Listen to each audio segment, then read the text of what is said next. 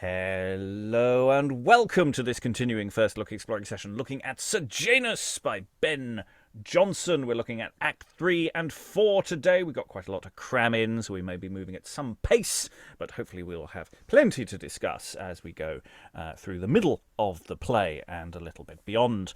Reading today, Sabinius, Lepidus, Natta and Agrippina is... Oh, it's me. Hello, Aliki Chapple in Athens. Perfect timing of always introducing people just as they're about to take a sip. It was a little too early on that. If I just waited a little longer. Reading Sejanus, Nero, Latiaris and Pomponius is... Lois Potter, retired academic in London. Reading Arruntius, officer Nero and Caligula is... Hi, I'm Eric. I'm here. Reading Gallus, Silius, Cordus, Rufus, and Minutius is... Alan, who's going to get very confused with all the Opsius. Reading Afer, Tiberius, Drusus Jr., and Laco is... He's Longstaffe in the northwest of England. And reading Varro, Lictor, Satrius, Macro, Opsius, Terentius, and Optimus Prime is... They're Blake in Germany. I'm Robert Crighton. I will endeavour not to try and slip any additional Transformers into the cast there as we go forward. I'm reading Praetor Senators, Cotta, and some stage directions. We're going to talk slightly to ourselves, some of our casting clashes, and we're going to get very confused as to who we are, because there's a lot of people in this play, except when occasionally there aren't. So without further ado, we're going to dive into Act 3, Scene 1. Enter Progones, Lictor, Sejanus, Varro, Latiaris, Cotta, Afer, etc. 'Tis only you must urge against him, Varro.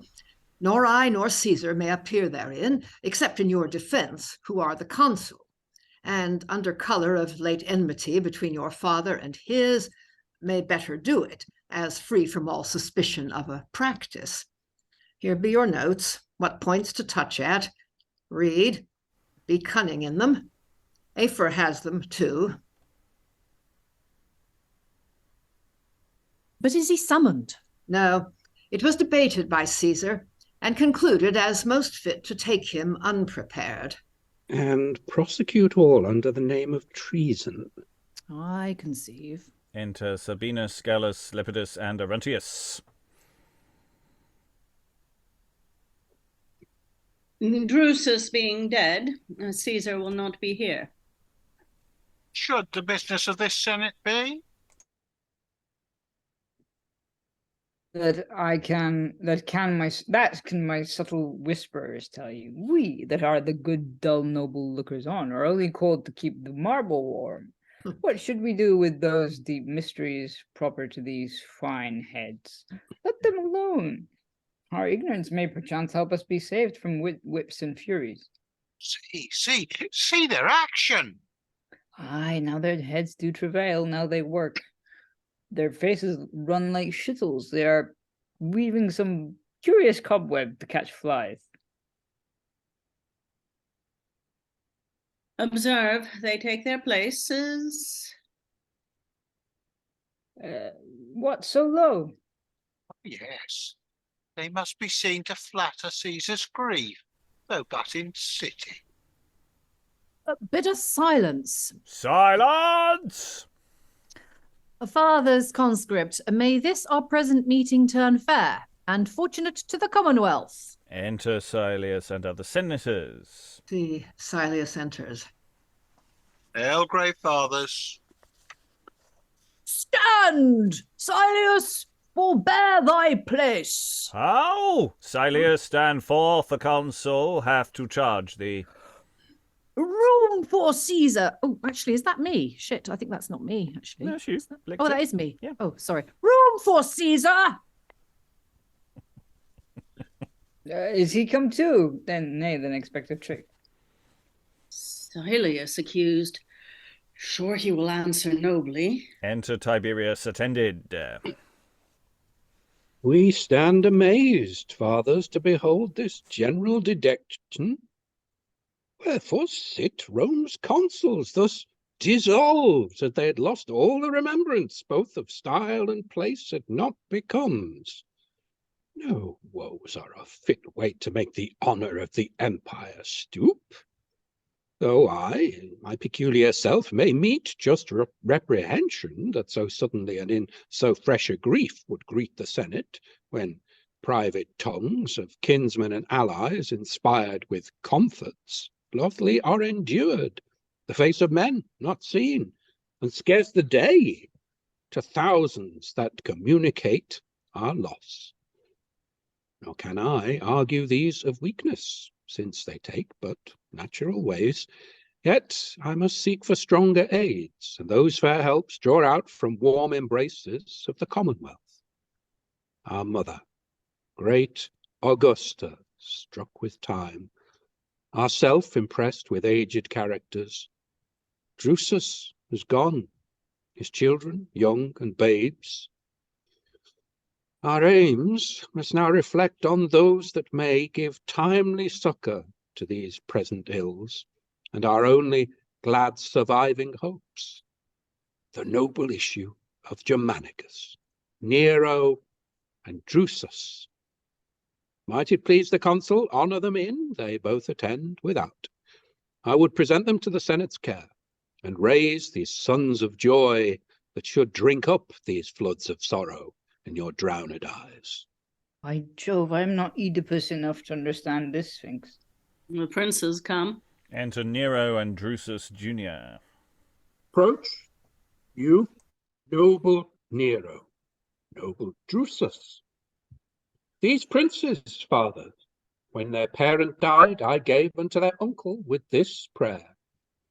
Though he had a proper issue of his own, he would no less bring up and foster these than that self-blood, and by that act confirm their worths to him and to posterity. Drusus, turn hence. I turn my prayers to you, and for our country and our gods beseech you take and rule Augustus's nephew's sons, sprung of the noblest ancestors. So accomplish both my duty and your own. Nero and Drusus, these shall be to you in place of parents. These your fathers. These, and not unfitly, for you are so born as all your good or ills the Commonwealth's.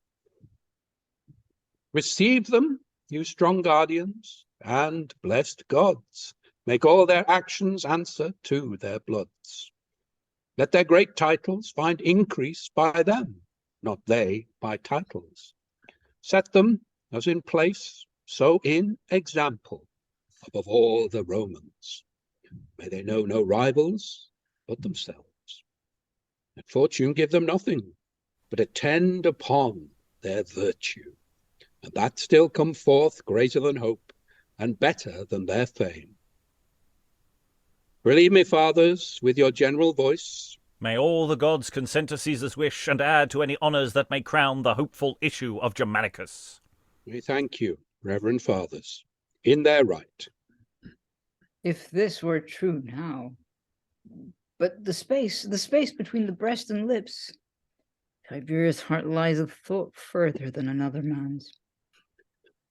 My comforts are so flowing in my joys, as in them all my streams of grief are lost, no less than our land waters in the sea, or showers in rivers, though their cause was such as might have sprinkled even the gods with tears. Yet, since the greater doth embrace the less, we covetously obey. Well acted, Caesar. And now, I am the happy witness made of your so much desired affections to this great issue. I could wish the fates would here set peaceful period to my days.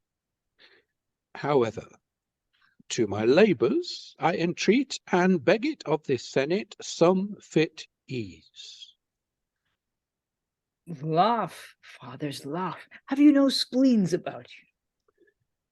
The burden is too heavy I sustain on my unwilling shoulders, and I pray it may be taken off and reconferred upon the consuls or some other Roman more able, and more worthy. Laugh on still.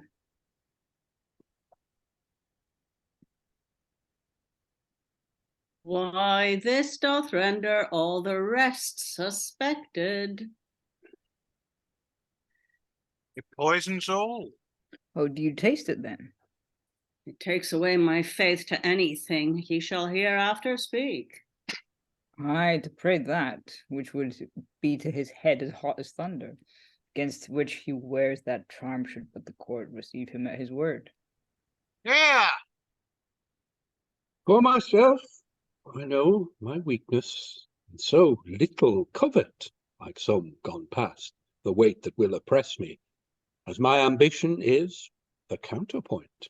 Finely maintained, good still. But Rome, whose blood, whose nerves, whose life, whose very frame relies on Caesar's strength, no less than heaven on Atlas, cannot admit it, but with general ruin. Are you there to bring him off? Let Caesar no more then urge a point so contrary to Caesar's greatness, the grieved Senate's vows, or Rome's necessity. comes about. More nimbly than Vertumnus. For the public, I may be drawn to show I can neglect all private aims, though I affect my rest. But if the Senate still command me serve, I must be glad to practice my obedience. You must and will, sir. We do know it. Caesar, live long and happy, great and royal Caesar. The gods preserve thee and thy modesty, thy wisdom and thy innocence. Where is it? The prayer is made before the subject. Guard his meekness, Jove, his piety, his care, his bounty. And his subtlety I'll put in. Yet he'll keep that himself. Without the gods, all prayers are vain for him. We will not hold your patience, fathers, with long answer, but shall still contend to be what you desire, and work to satisfy so great a hope. Proceed to your affairs. Now, Silius, guard thee. The curtain's drawing off. Afer advanceth. Silence! Cite Caius Silius. Caius, Silius. Yeah, The triumph that thou hadst in Germany for thy late victory on Sacrovia, thou hast enjoyed so freely, Caius Silius, as no man it envied thee, nor would Caesar or Rome admit that thou wert then defrauded of any honours thy deserts could claim in the fair service of the Commonwealth. But now, if after all their loves and graces, thy actions and their courses being discovered, it shall appear to Caesar and this Senate thou hast defiled those glories with thy crimes. crimes? Patience, Silius. Tell thy mule of patience. I'm a Roman. What are my crimes? Proclaim them. Am I too rich, too honest for the times? Have I or treasure, jewels, land, or houses that some informer gates for? Is my strength too much to be admitted, or my knowledge? These now are crimes. Nay, Silius, if the name of crime so touch thee, with what impotence wilt thou endure the manner to be searched? I tell thee, Afer, with more scorn than fear, employ your mercenary tongue and art. Where's my accuser? Here. Varro the consul. Is he thrust in? 'Tis I accuse thee, Silius. Against the majesty of Rome and Caesar, I do pronounce thee here a guilty cause. First, of beginning and occasioning, next drawing out, the war in Gallia, for which thou late triumphst, dissembling long that Sacrovir to be an enemy, only to make thine entertainment more. Whilst thou and thy wife Sosia hold the province, wherein with sordid base desire of gain, thou hast discredited thy actions' worth and been a traitor to the state. Thou liest. I thank thee, Silius. Speak so still and often. If I not prove it, Caesar, but unjustly have called him into trial, here I bind myself to suffer what I claim against him, and yield to have what I have spoke confirmed by judgment of the court and all good men. Caesar, I crave to have my cause deferred till this man's consulship be out. We cannot, nor may we grant it. Why? Shall he design my day of trial? Is he my accuser, and must be my judge?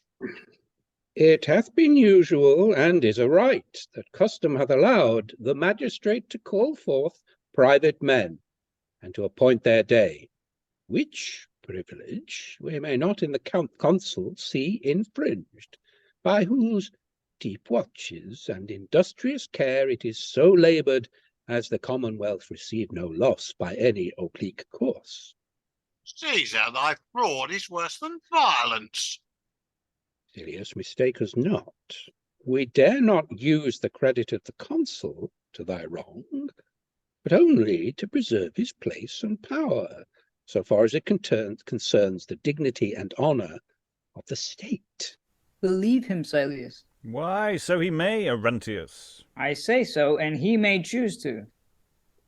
By the Capitol, and all our gods, but that the dear Republic, our sacred laws and just authority, our interest therein, I should be silent.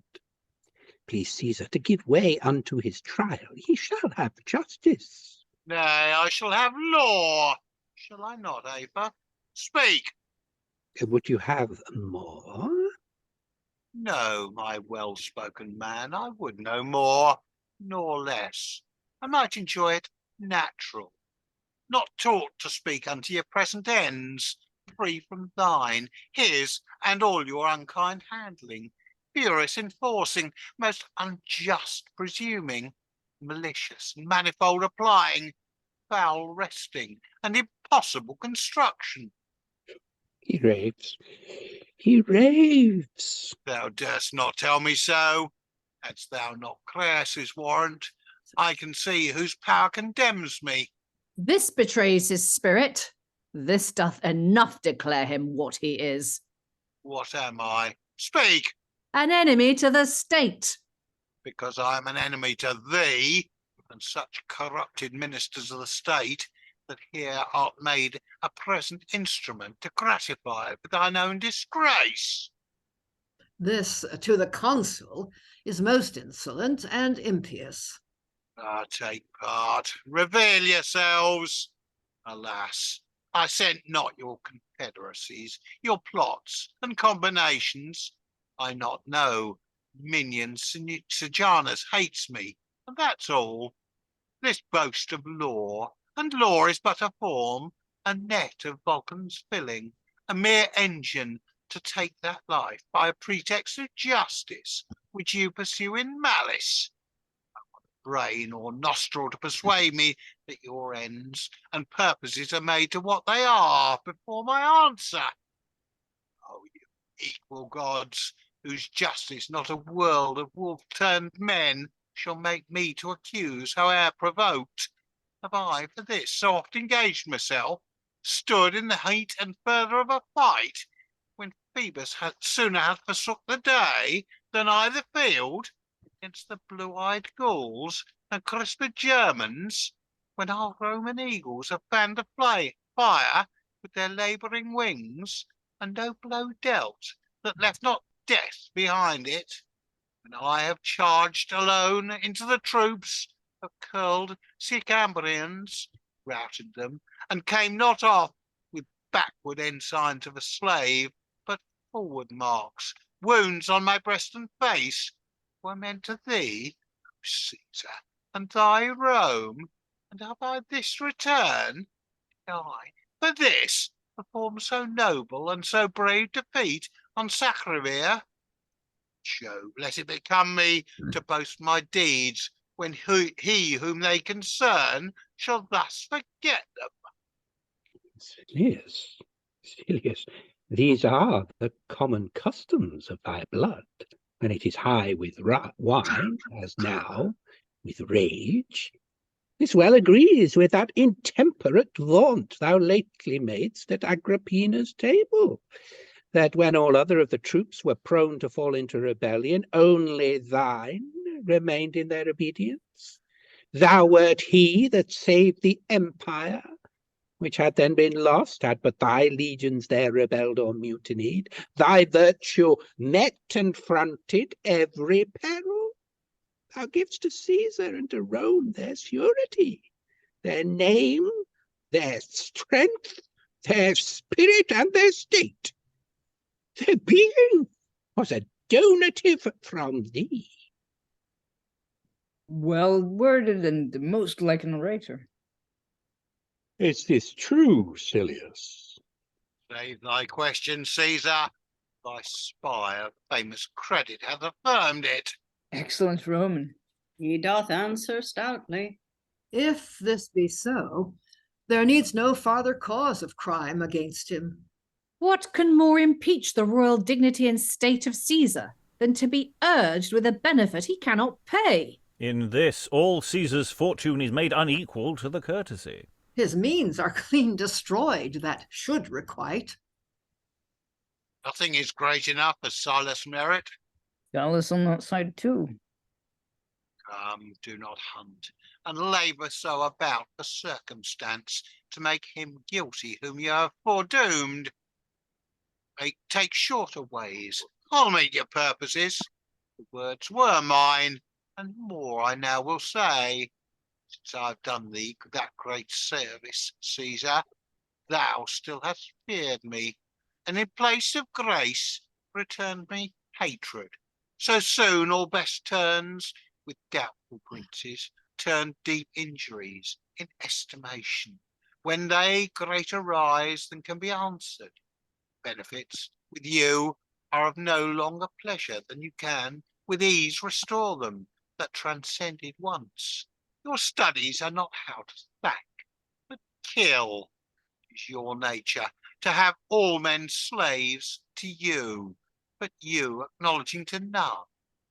The means that make your greatness must not come in mention of it.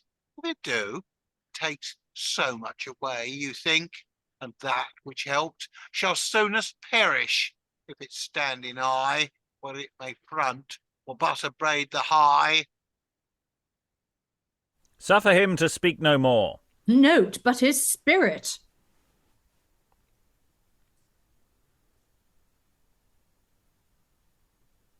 Stephen, Afer? Sorry.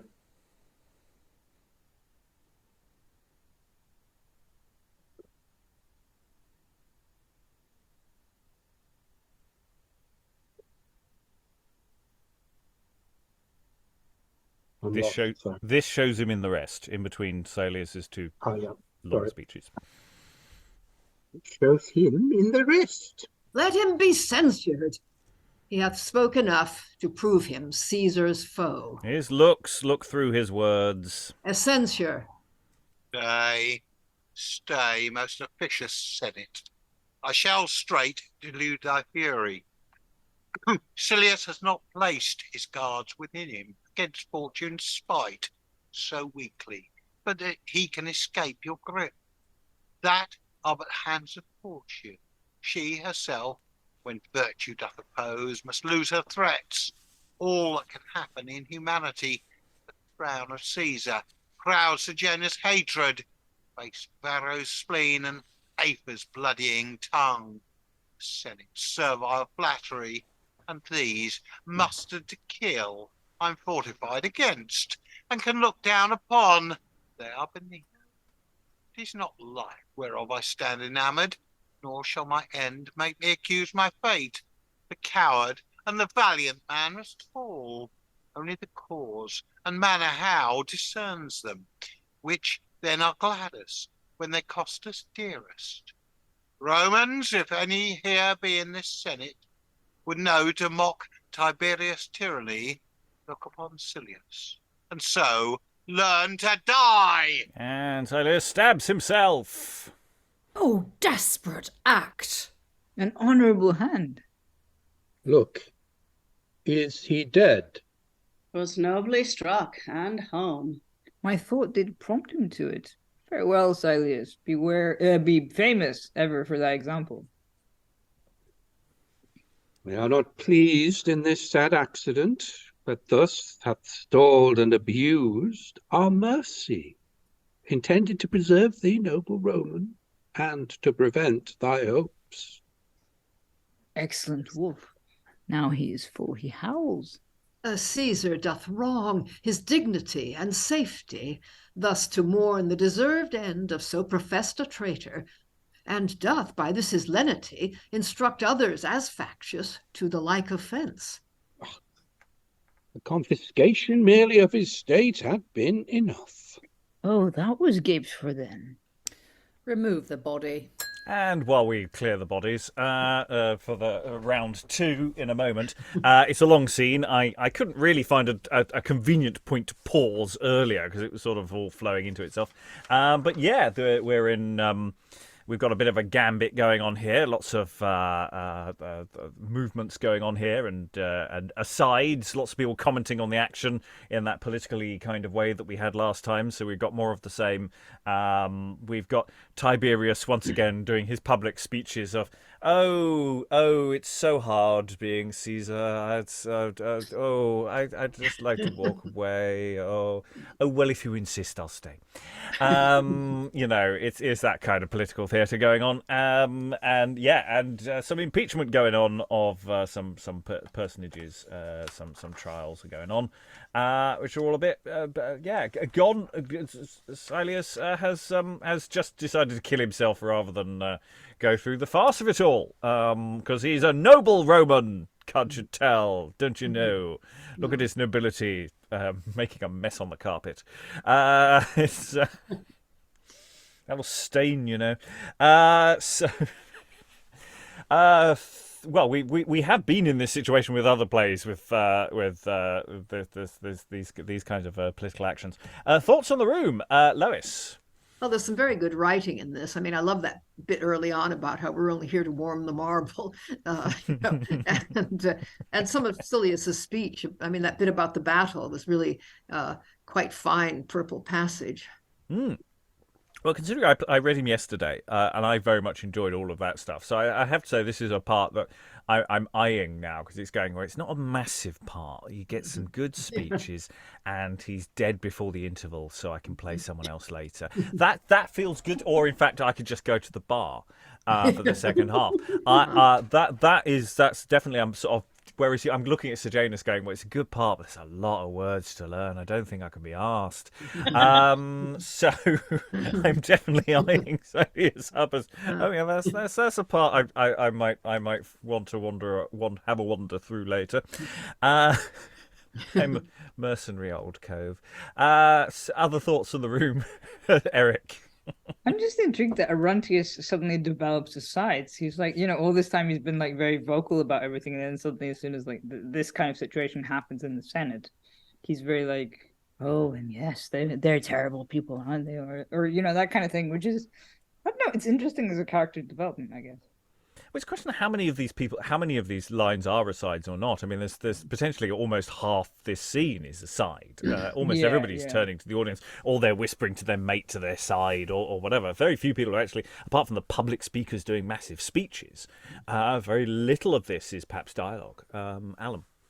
Yeah, I think actually following on Eric's point there, the asides, Arruntius has probably read the room.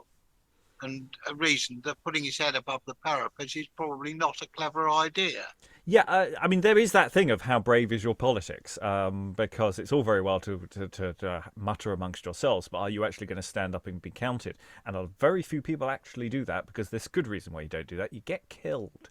Aliki. Wasn't it Silius doing a lot of the snide commentary last time? So somebody needed to take up the role if Silius is going to be heroically Roman and commit suicide on the floor of the Senate. Because he's read the room. I mean, he clearly knows that the jig is up. He's not going to come out the other side of this. So hey, why not kill yourself in a noble way, full of nobility and nobleness? And there's something about Tiberius's lines there. Oh well, this sad accident. Yeah, right. I was intending to pardon him. Come on, everybody. The confiscation merely of his state had been enough. I didn't want him dead. Honest. I just wanted his stuff. That would have been fine. And yeah, it's and it's then very well, we're about to find out where it goes next, but there's a sort of very much next quality to this little exchange. And it's Tiberius. Is he dead? I suppose it depends on how he does the actual stabbiness of himself as to how funny that line could be. It could actually be it could be fine, but there was a risk of bathos there, which you can make a decision on. Okay, let's move on and complete the scene. So Varro has called for the body to be removed, and Sejanus moves us on to the next bit of business. Let citation go out for Socia. Let her be prescribed. For the goods, I think it fit that half goes to the treasure, half unto the children.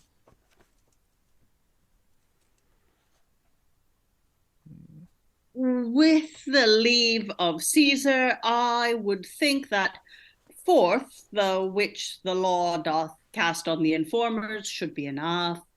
The rest go to the children, wherein the prince shall show humanity and bounty, not to force them by their want, which in their parents' trespass they deserved to take ill courses. It shall please us.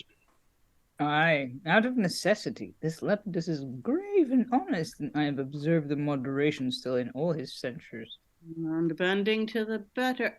Stay. Who's this? Enter Satrius and Natta with Cremtius Cordus guarded. Cremtius Cordus? What is he brought in? More blood into the banquet. Noble Cordus, I wish thee good. Be as thy writings free and honest. What is he? For the annals, Caesar. Minutius Cordus. Here. Yeah. Oh, am I not Cordus? Oh, no, I'm Cotter. That's all right. Phew. Satrius Secundus, Pinarius Natta, you are his accusers. 2 of Sejanus' bloodhounds, whom he breeds with human flesh to bear citizens. Stand forth before the Senate and confront him. I do accuse thee here, Cremutius Cordus, to be a man factious and dangerous, a sower of sedition in the state, a turbulent, a discontented spirit, which I will prove from thine own writings here, the annals thou hast published, where thou bitest the present age, and with a viper's tooth, being a member of it, darest that ill which never yet did generous bastard did upon his parent. To this I subscribe, and forth a world of more particulars, instance in only one, comparing men and times, thou praisest Brutus, and affirms that Cassius was the last of all the Romans. How? What are we then? What is Caesar? Nothing? My lords, this strikes at every Roman's private, in whom reigns gentry and a state of spirit. To have a Brutus brought in parallel, a parricide, an enemy of his country, ranked and preferred to any real worth that Rome now holds. This is most strangely invective, most full of spite and insolent upbraiding. Nor is the time alone is here disprised, but the whole man of time, yea, Caesar's self brought in disvalue, and he aimed at most, by oblique glance of his licentious pen. Caesar, if Cassius were the last of Romans, thou hast no name. Let's hear him answer. Silence. So innocent I am of fact, my lords, but my words are argued. If those words, not reaching either prince or prince's parent, the which your law of treason comprehends, Brutus and Cassius, I am charged to have praised, whose deeds, when many more, besides myself, have writ, not one hath mentioned without honour. Great Titius Livius, great for eloquence and faith amongst us in his history, with so great praises Pompey did extol, as oft Augustus called him a Pompeian. This hurt not their friendship. In his book he often names Scipio, Arruntius, yea, the same Cassius and this Brutus too, as worthiest men, not thieves and parricides, which notes upon their fames are now imposed. Asinius Pollio's writings quite throughout give them a noble memory. So Messala renowned his general Cassius. But both these lived with Augustus, full of wealth and honours. To Cicero's book, where Cato was heaved up, equal with heaven, what else did Caesar answer, being then dictator, but with a penned oration, as if before the judges? Do but see Antonius' letters, read but Brutus' pleadings. What vile reproach they hold against Augustus. False, I confess, but with much bitterness. The epigrams of Biblius and Catullus are read, full stuffed with spite of both the Caesars. Yet deified Julius, no less Augustus, both bore them and condemn them, I know not. I not know, promptly to speak it, whether done with more temper or wisdom. For such obloquies, if they despised be, they die suppressed. But if with rage acknowledged, they are confessed. The Greeks I slip, whose license not alone, but also lust did scape unpunished. Or where some one by chance exception took, he works with words revenged. But in my work, what could be aimed more free or farther off than the time's scandal to the right of those whom death from grace or hatred had exempted? Did I, with Brutus and with Cassius, armed and possessed of all the Philippi fields, incense the people in the civil cause with dangerous speeches? Or do they, being slain 70 years since, as by their images, which not the conqueror hath defaced, appears, retain the guilty memory with the writers? Posterity pays every man his honour, nor shall there want, although I condemned am, that will not only Cassius well approve, and of great Brutus' honour mindful be, that will also mention make of me. Freely and nobly spoken. With good temper. I like him that he is not moved with passion. He puts them to their whisper. Take him hence. We shall determine of him at next sitting. Exeunt officers with Cordus. Meantime, give order that his books be burnt to their delays. You have well advised. It's not such licentious things should live, to upbraid the age. If the age were good, they might. Let them be burnt. All sought and burnt today. The court is up. Lictors resume the faces. Exeunt all but Arruntius, Sabinius, and Lepidus. Let them be burnt. Oh, how ridiculous. It appears the Senate's brainless diligence, who think they can with present power extinguish the memory of all succeeding time. It is true, when contrary, the punishment of wit doth make the authority increase. Nor do they aught that use this cruelty of interdiction and this rage of burning, but purchase to themselves rebuke and shame, and to the writers an eternal name. It is an argument that times are sore when virtue cannot safely be advanced nor vice reproved. I, noble Lepidus, Augustus well foresaw what we should suffer under Tiberius when he did pronounce the Roman race most wretched that should live between so slow jaws and so long a bruising. And they exit. End of the big scene. Big scene.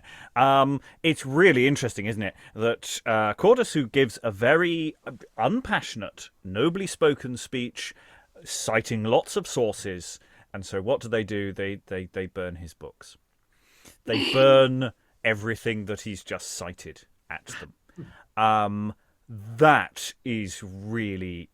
I think someone put in the chat that that's actually quite shocking. That's a really dark moment in there. You know, we have other additional associations about book burning, but it is that thing of it's a way of silencing him in a sense. It takes away his argument if the books are not there. That's sort of the logic that seems to be behind that. So yes, we have a different person under trial here, and a different kind of defence. We've had a passionate one which ends in a suicide, and a more reasoned one which has that response. Thoughts from the room before we go into the other shorter scenes of this act. It's doing some really interesting things. Once again, I'm going to keep vamping until someone waves. That we got excellent. Alan and then Lois. Yeah, I'm just wondering whether there's an element here of Jonson just showing off how many Latin authors he can manage to cram into as short a space as possible. Maybe not. Lois? No, I think it's relevant to Cordus's argument. I mean, he's saying basically, you know, these various people praised Brutus and Cassius, and they were not punished. And Augustus made friends of people who had spoken harshly of him, and this is actually the right thing to do. And it's the same argument that the other guys make after Cordus has been taken out. That the more you attack somebody's writing, the more attention it gets, and it's more likely to be remembered. I mean, it's terribly relevant. This is one bit that would certainly, arouse an audience, I think. Yes, and I think with the scene like this, which is all very public-facing, it's all about the reactions. It's all about all the people in the room, how they're reacting to it, how they're trying not to show their reaction. It's a really finely balanced scene, and therefore we don't wholly get the sense of how it works or how it functions. We're getting lots of terribly nice speeches and reasoned arguments and interesting asides, but we're not quite getting that ebb and flow, which I think in performance it absolutely would have. Other thoughts before we move on? Okay, let's have a contrasty scene, because we have big scene, lots of people, milling aside stuff, and then it's going to get very, very small. Once again, we've had these sort of contrasts in the previous act. Act 3, Scene 2, enter Tiberius and Sejanus.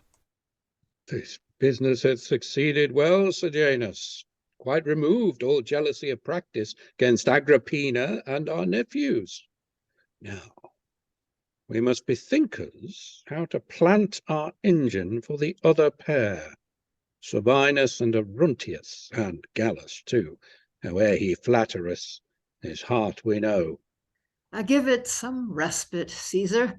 Time shall mature and bring to perfect crown what we with so good vultures have begun. Sabinus shall be next. Rather Arruntius. Oh, by any means preserve him. His frank tongue, being let the reins, would take away all thought of malice in your course against the rest. We must keep him to stalk with.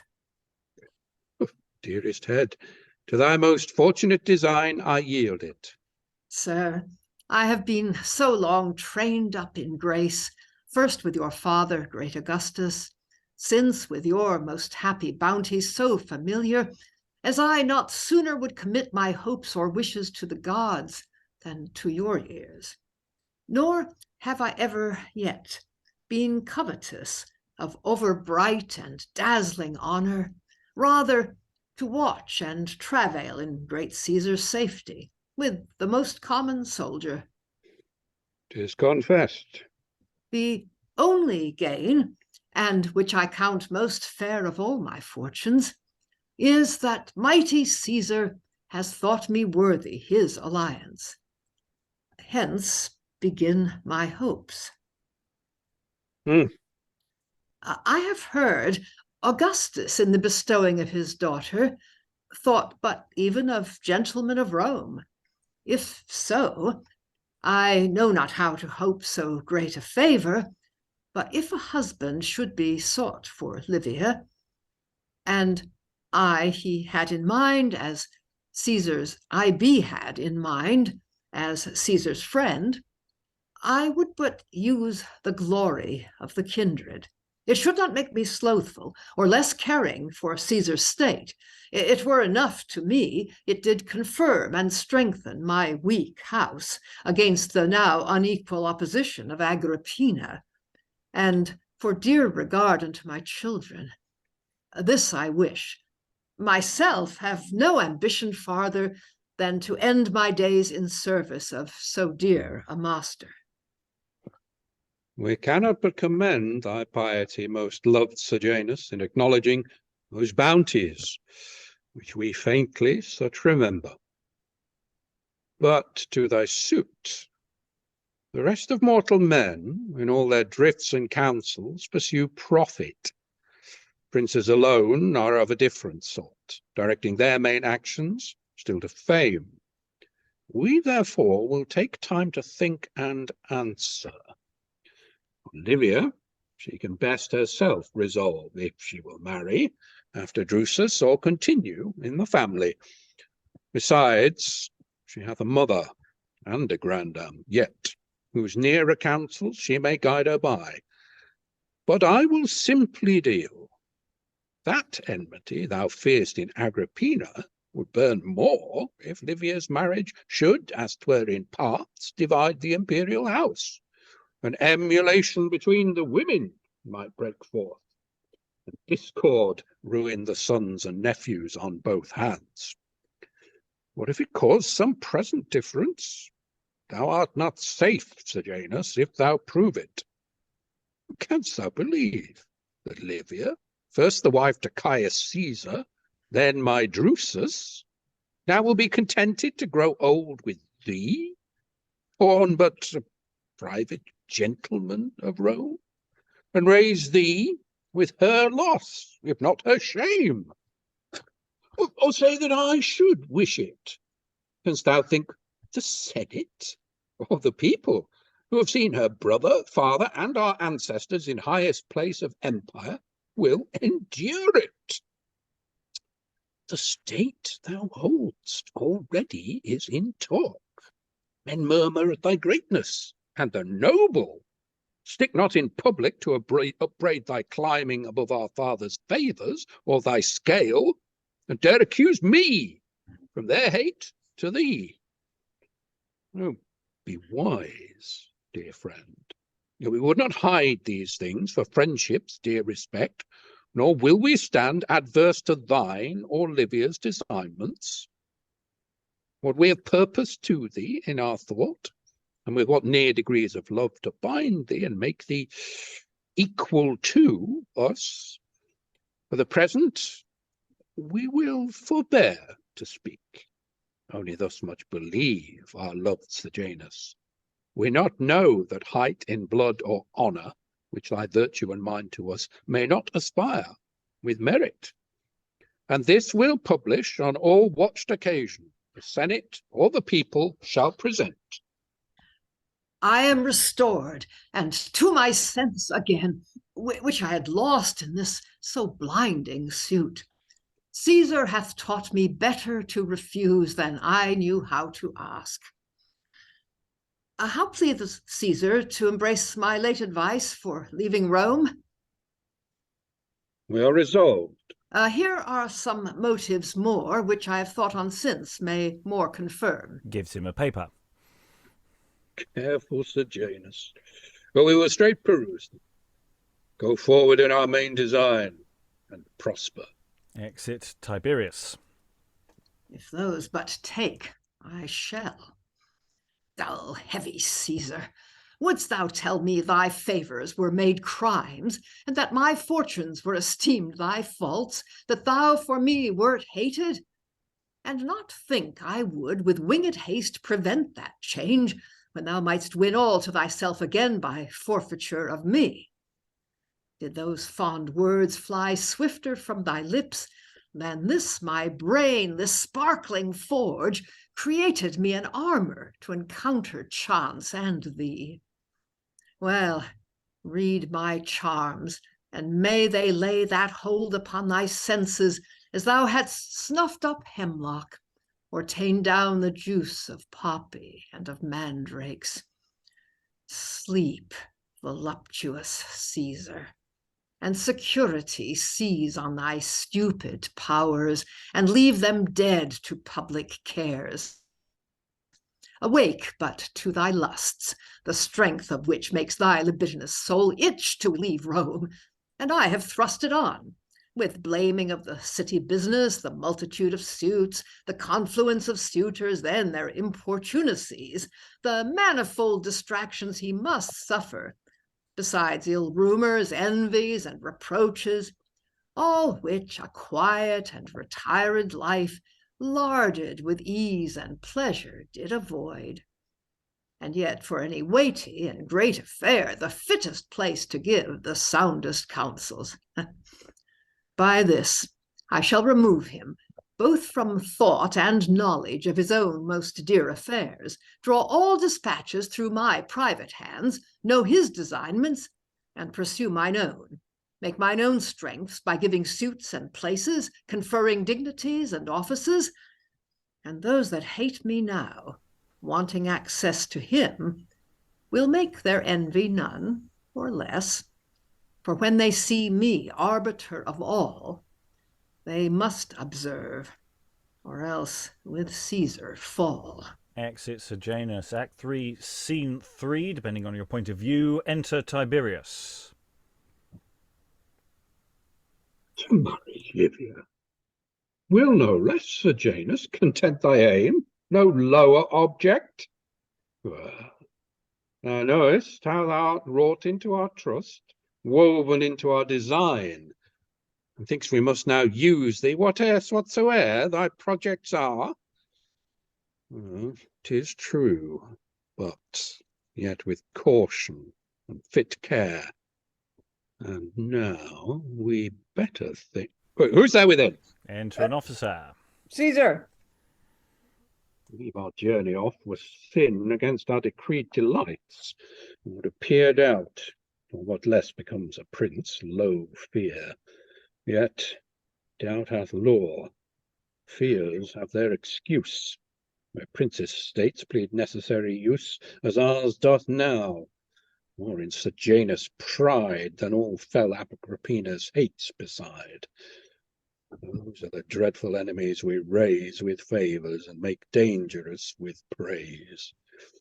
The injured by us may have will alike, but 'tis the favourite hath the power to strike. And fury ever boils more high and strong, heat with ambition than revenge of wrong. 'Tis then a part of supreme skill to grace no man too much, but hold a certain space between the ascender's rise and thine own fiat, lest when all rounds be reached, his aim be that. 'Tis thought. Is Macro in the palace? See, if not, go seek him to come to us. Exit officer. He must be the organ we must work by now, though none less apt for trust. Need doth allow what choice would not. I have heard that aconite, being timely taken, hath a healing might against the scorpion's stroke. The proof we'll give, that while two poisons wrestle, we may live. He hath a spirit too working to be used, but to the encounter of his like. Excused are wiser sovereigns then, that raised one ill against another, and both safely kill. The prince that feeds great nature, they will slay him. Who nourisheth a lion must obey him. Re-enter officer with Macro. Macro, we sent for you. I heard so, Caesar. Give us a while. Exit officer. When you shall know, good Macro, the causes of our sending and the ends, you will then hearken nearer. Be pleased you stand so high, both in our choice and trust. The humblest place in Caesar's choice or trust may make glad Macro proud, without ambition, save to do Caesar service. Leave our courtings. We're in purpose, Macro, to depart the city for a time and see Campania, not for our pleasures, but to dedicate a pair of temples, one to Jupiter at Capua, the other at Nola to Augustus, in which great work perhaps our stay will be beyond our will produced. Now, since we are not ignorant what danger may be born out of a shortest absence in a state so subject unto envy and embroiled with hate and faction, we've thought on thee amongst a field of Romans, worthiest Macro to be our eye and ear, to keep strict watch on Agrippina, Nero, Drusus, aye, and on Sejanus. Not that we distrust his loyalty, or do repent one grace of all that heap we have conferred on him, for that were to disparage our election and call the judgment now in doubt, which then seemed as unquestioned as an oracle. But greatness hath his cankers. Worms and moths breed out of too much humour, and the things which after they consume, transferring quite the substance of their makers into themselves. Macro sharp and apprehends. Besides, I know him subtle, close, wise, well-read in man and large nature. Hath studied affections, passions, knows their springs, their ends, which way and whether they will work. 'Tis proof enough of his great merit that we trust him then to a point. Because our conference cannot be long without suspicion. Here, Macro, we assign thee both to spy, inform, and chastise.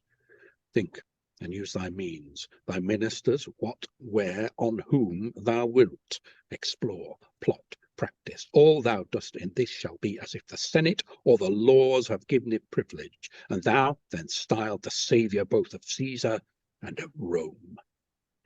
Do not take thy answer, but in act. Whereto, as thou proceedst, we hope to hear by trusted messengers. If be inquired wherefore we called you, say you have in charge to see our chariots ready and our horse. We still are loved and shortly honoured Macro.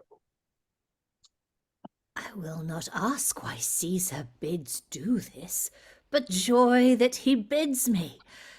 It is the bliss of courts to be employed, no matter how. A prince's power makes all his actions virtue. We, whom he works by, are dumb instruments to do, but not inquire. His great intents are to be served, not searched. Yet, as that bow is most in hand whose owner best doth know to effect his aims, so let that statesman hope most use, most price, can hit his prince's scope.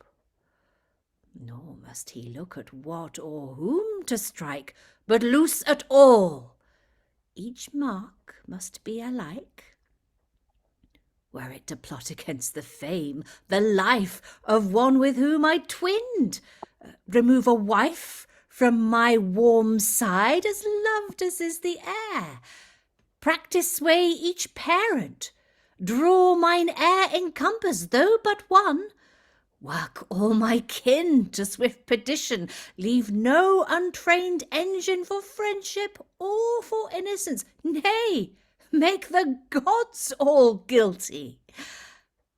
I would undertake this, being imposed me both with gain and ease.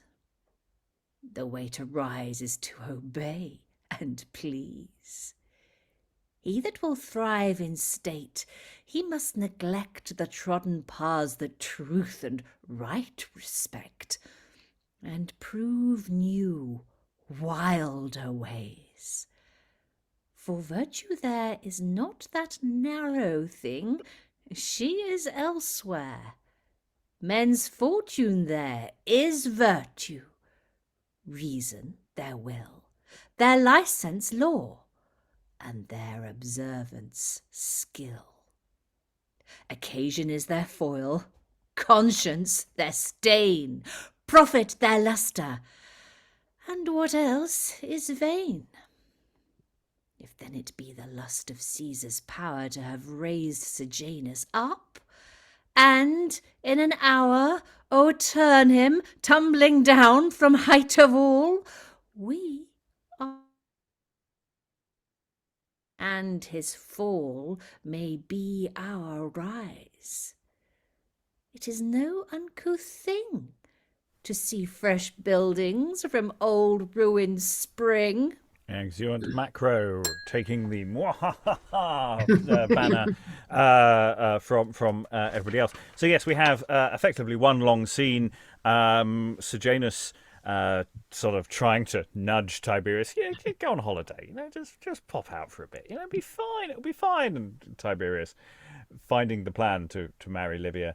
Go, well, maybe I should leave someone in place to keep an eye on this guy. Macro's a bit dodgy as well. He'll do. Yeah. So it's these wheels within wheels. Nobody trusts anybody. So even when they are allies and things, they're passing the buck on and shifting things, because that's the thing, is when you're in power, you kind of want to make sure that the person under you doesn't have too much power. You want to make sure that there's always some sort of counterbalance going on so that they can knock each other out. Aliki.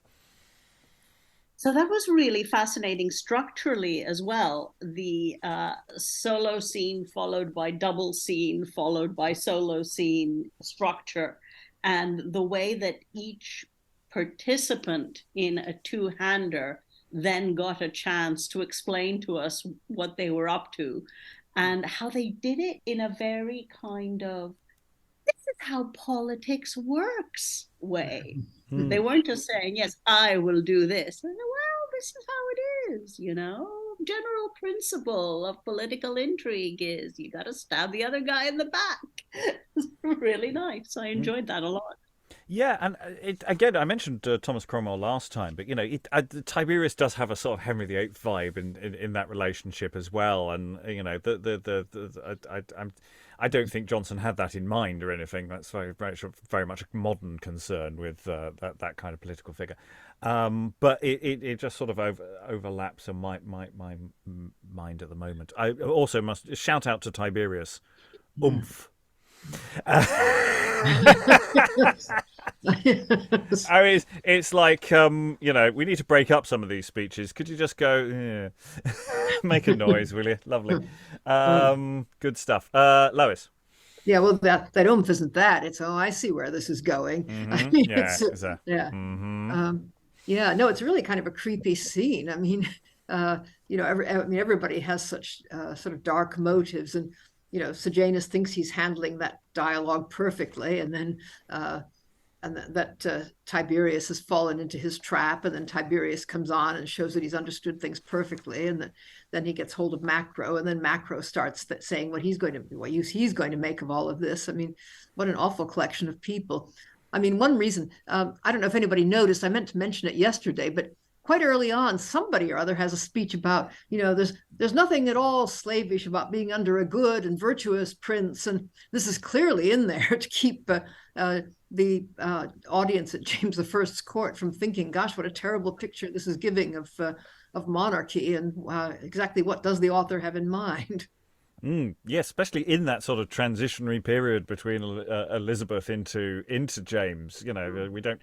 know precisely when it's this play is being first formulated and performed within 1603, and how far into Jonson's mind it had been for the preceding years. So there's interesting political questions about if it, he's writing it during Elizabeth's reign and also producing it during James's. So there's a really interesting tipping point thing going on here, because there are interesting parallels with Elizabeth as well as James, which creates all sorts of issues. Alternative spellings. We've got rather than so check the precise spelling of that noise for another time. Okay, we need to plough on into Act 4. Lots of short scenes in Act 4, so we'll run some of them into each other as we go on, and see how that sort of flows. And I'm going to ask who can do. I think yes. I'll ask Eric. Could you read the stage directions for the next couple of scenes? I think you don't clash with anyone. You do have dialogue, but I'm sure it'll be fine. It'll be fine. I think you do talk immediately after a bit of dialogue where you announce your own presence, and then you talk. There's two different people in the scene, but it'll be fine. It'll be fine. Anyway, Act 4, Scene 1. Enter Gallus and Agrippina. Just have patience, Royal Agrippina. I must have vengeance first, and that were nectar unto my famished spirits. Oh, my fortune, let it be sudden thou preparest against me. Strike all my powers of understanding blind and ignorant of destiny to come. Let me not fear, that cannot hope. Dear princess, these tyrannies on your cell are worse than Caesar's. Is this the happiness of being born great, still to be aimed at, still to be suspected, to live the subject of all jealousies, at least the colour made, if not the ground, to every painted danger? Who would not choose once to fall, than thus to hang forever? You might be safe if you would. Oh, what, my Gallus? Be lewd Sejanus, strumpet, with a bawd to Caesar's lust. He now is gone to practice. Not these are safe, where nothing is. Yourself, while thus you stand by me, are not safe. Was Silius safe? Or good Socia safe? Or was my niece, dear Claudia Pulchra, safe? Or innocent Furnius? They that latest have, by being made guilty, added reputation to Afer's eloquence. Oh, foolish friends, could not so fresh example warn your loves, but you must buy my favours with that loss unto yourselves. And when you might perceive him, that Caesar's cause of raging must forsake him before his will. Away, good Gallus. Leave me here to be seen as danger, to speak treason. To do me least observance is called faction. You are unhappy in me, and I in all. Where are my sons, Nero and Drusus? Are they be shot at? Let us fall apart, not in our ruins. Sepulchre our friends, or shall we do some action like offense to mock their studies that would make us faulty and frustrate practice by preventing it? Dangers like. For what they can contrive, they will make good. No innocence is safe when power contests, nor can they trespass more whose only being was all crime before. You hear Sejanus has come back from Caesar. Graced? More grace now than ever. By what mischance? A fortune like enough once to be bad. But turned too good to both. What was't? Tiberius, sitting at his meat in a farmhouse they call Spelunca, sited by the seaside amongst the Fundane hills, within a natural cave, a part of the grot about the entry fell and overwhelmed some of the waiters. Others ran away. Only Sejanus, with his knees, hands, face o'erhanging Caesar, did oppose himself to the remaining ruins, and was found in that so laboring posture by the soldiers that came to succor him. With which adventure he hath so fixed himself in Caesar's trust as thunder cannot move him, and is come with all the height of Caesar's praise to Rome. And power to turn those ruins all on us, and bury whole posterities beneath them. Nero and Drusus and Caligula, your places are the next, and therefore most in their offence. Think on your birth and blood. Awake your spirits. Meet their violence. 'Tis princely when a tyrant doth oppose, and is a fortune set to exercise your virtue, as the wind doth try strong trees, who by vexation grow more sound and firm. After your father's fall and uncle's fate, what can you hope but all the change of stroke that force or sleight can give? Then stand upright, and though you do not act, yet suffer nobly, be worthy of my womb, and take strong cheer. What we do know will come, we should not fear. And they exit. Act 4, Scene 2. Enter Macro to somewhere in the street. Returned so soon? Renewed in trust and grace? Is Caesar then so weak? Or hath the place but wrought this alteration with the air, and he, on next remove, will all repair? Macro, thou art engaged, and what before was public, now must be thy private. More, the wheel of Caesar fitness did imply, but thine own fate confers necessity on thy employment, and the thoughts born nearest unto ourselves move swifter still and dearest. If ye recover, thou art lost. Yea, all the weight of preparation to his fall will turn on thee and crush thee. Therefore, strike before he settle, to prevent the like upon thyself. He doth his vantage know that makes it home, and gives the foremost blow. Exit Macro. Act 4, Scene 3. An upper room of Agrippina's house. Enter Latiaris, Rufus, and Opsius. It is a service Lord Sejanus will see well requited and accept of nobly. Here, place yourself between the roof and ceiling, and when I bring him to his words of danger, reveal yourselves and take him. He come? I'll go now, fetch him.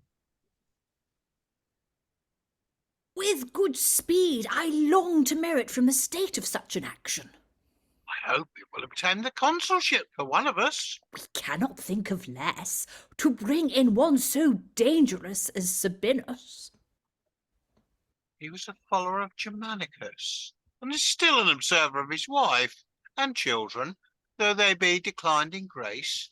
A daily visitant, keeps them company in private and in public, and is noted to be the only client of the house.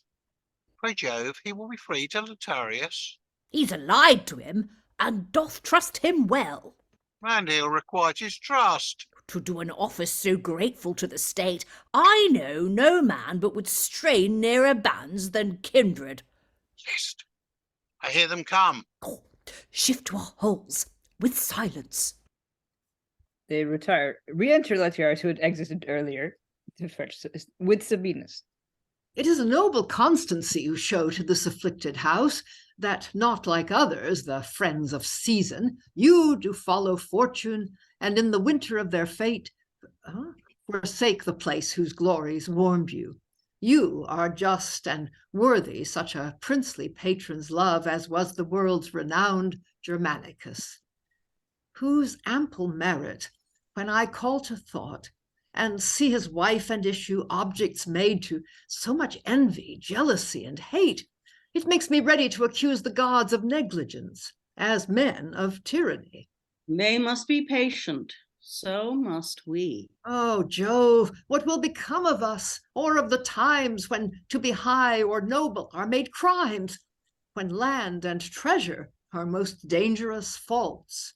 Nay, when our table, yea, our bed assaults our peace and safety, when our writings are by any envious instruments that dare apply them to the guilty, made to speak what they will have to fit their tyrannous wreak, when ignorance is scarcely innocence and knowledge made a capital offense, when not so much but the bare empty shade of liberty is raft us, and we made the prey to greedy vultures and vile spies that first transfix us with their murdering eyes. Methinks the genius of the Roman race should not be so extinct, but that bright flame of liberty might be revived again, which no good man but with his life should lose, and we not sit like spent and patient fools, still puffing in the dark at one poor coal, held on by hope till the last spark is out. The cause is public, and the honor, name, the immortality of every soul that is not bastard or a slave in Rome, therein concerned. Whereto, if men would change the wearied arm, and for the weighty shield so long sustained, employ the facile sword, we might soon have assurance of our vows. This ass's fortitude doth tire us all. It must be active valor, must redeem our loss or none. The rock and our hard steel should meet to enforce those glorious fires again, whose splendor cheered the world, and heat gave life no less than doth the suns. 'Twere better stay in lasting darkness and despair of day. No ill should force the subject undertake against the sovereign, more than hell should make the gods do wrong. Good man should and must sit rather down with loss than rise unjust. Though when the Romans first did yield themselves to one man's power, they did not mean their lives, their fortunes, and their liberties should be his absolute spoil, as purchased by the sword. Why, we are worse, if to be slaves and bound to Caesar's slave be such the proud Sejanus. He, that is all, does all, gives Caesar leave to hide his ulcerous and anointed face with his bald crown at Rhodes, while he here stalks upon the heads of Romans and their princes familiarly to empire. Now you touch a point indeed, wherein he shows his art as well as power. And villainy in both. Do you observe where Livia lodges? How Drusus came dead? What men have been cut off? Yes, those are things removed. Nero looked into his later practice, where he stands declared a master in his mystery. First, ere Tiberius went, he wrought his fear to think that Agrippina sought his death, then put those doubts in her, sent her oft word under the show of friendship to beware of Caesar, for he laid to poison her, drave them into frowns to mutual jealousies, which now in visible hatred are burst out, since he hath had his hired instruments to work on Nero and to heave him up, to tell him Caesar's old, that all the people, yea, all the army have their eyes on him, that both do long to have him undertake something of worth, to give the world a hope, bids him to court their grace. The easy youth perhaps gives ear, which straight he writes to Caesar, and with this comment, see yon dangerous boy, note but the practice of the mother, there she's tying him for purposes at hand with men of sword. Here's Caesar, put in fright gainst son and mother. Yet he leaves not thus. The second brother, Drusus, a fierce nature and fitter for his snares, became ambitious and full of envy. Him he clasps and hugs, poisons with praise, tells him what hearts he wears, how bright he stands in popular expectance, that Rome doth suffer with him in the wrong his mother does him by preferring Nero. Thus sets he them asunder, each against the other, and projects the course that serves him to condemn, keeps in opinion of a friend to all, and all drives on to ruin. Caesar sleeps and nods at this. Oh, would he might ever sleep, bogged in his filthy lusts. And Opsius and Rufus rush in. Treason to Caesar! Upon the traitor Latiaris, or take the name thyself. I am for Caesar. Am I then catched? Now think you, sir, you are. Spies of this head, so white, so full of years. Well, my most reverend monsters, you may live to see yourselves thus snared. Away with him. Hail him away. To be a spy for traitors is honourable vigilance. You do well, my most officious instruments of state, men of all uses. Drag me hence, away, the year is well begun, and I fall fit to be an offering to Sejanus. Go. Cover him with his garments. Hide his face. Shall not need. Forbear your rude assault. The fault's not shameful. Villainy makes a fault. Excellent. And we'll do one more scene. Act 4, Scene 4. Enter Macro and Caligula. Sir, but observe how thick your dangers meet in his clear drifts. Your mother and your brothers now cited to the Senate. Their friend Gallus, feasted today by Caesar, since committed. Sabinius here we met, hurried to fetters. The senators all struck with fear and silence, save those whose hopes depend not on good means, but force their private prey from public soil. And you must know, if here you stay, your state is sure to be the subject of his hate, as now the object. What would you advise me? To go for Capreae presently, and there give up yourself entirely to your uncle. Tell Caesar, since your mother is accused to fly for succours to Augustus' statue and to the army with your brethren, you have rather chose to place your aids in him than live suspected, or in hourly fear to be thrust out by bold Sejanus' plots, which you shall confidently urge to be most full of peril to the state and Caesar, as being laid to his peculiar ends, and not to be let run with common safety. All which, upon the second, I'll make plain. So both shall love and trust with Caesar gain. Away then, let's prepare us for our journey. Exeunt. All sorts of shifts back and forth through these quick flowing scenes. We've got this, the faction. We've had the wings clipped a little earlier in Act 3. Agrippina's little circle, finding out that actually Sejanus, in his absence, has done a heroic rescue attempt. At this moment, not dramatised on stage, probably mercifully. So Sejanus is even more in favour. Macro's a bit teed off.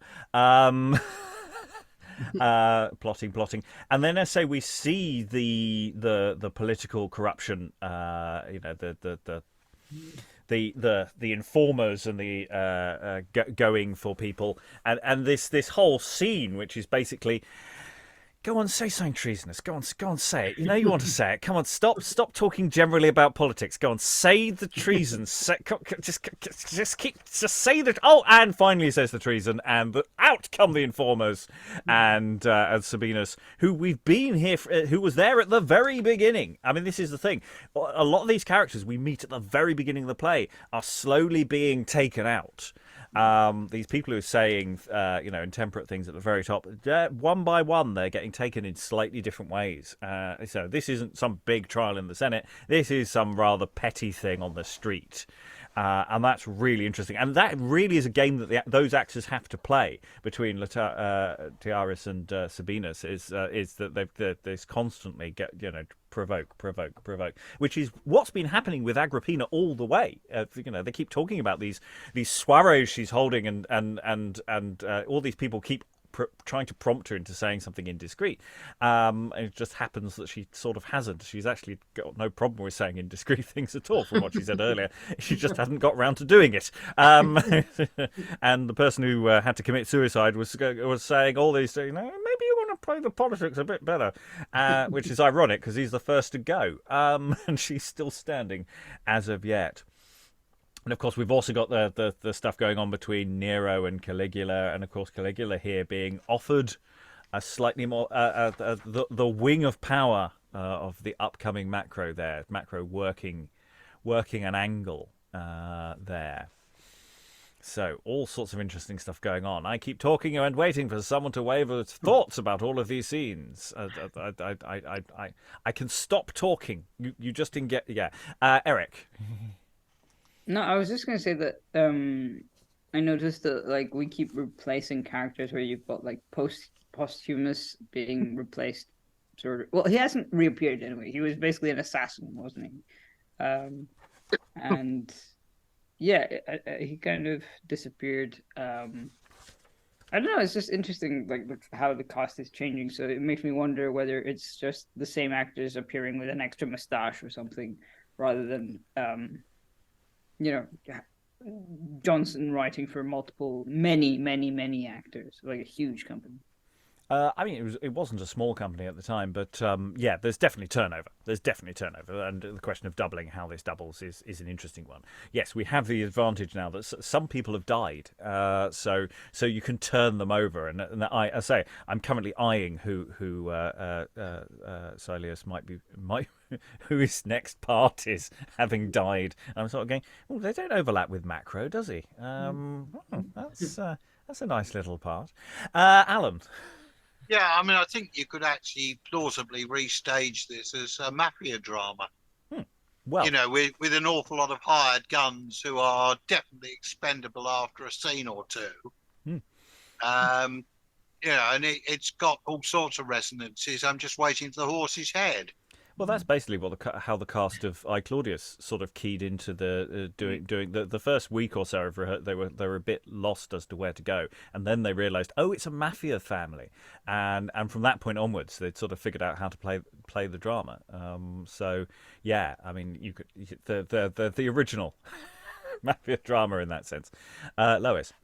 Yeah, thinking of the doubling, I remember that David Bevington a long time ago suggested that in particularly the sort of morality type plays, actors generally doubled a virtuous character with a vice character. And certainly if you had Silius doubling with Macro, that would kind of fit. It would be interesting to try to work out whether there was some such principle operating here.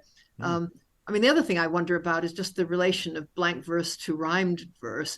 At one point, I thought maybe rhymed verse was given only to virtuous characters coming out with noble sentiments, which can be expressed particularly well in heroic couplets, but it doesn't seem to work like that. You get, Macro at one point was coming out with a lot of rhyme too. So I don't know quite whether Jonson has any particular idea about that.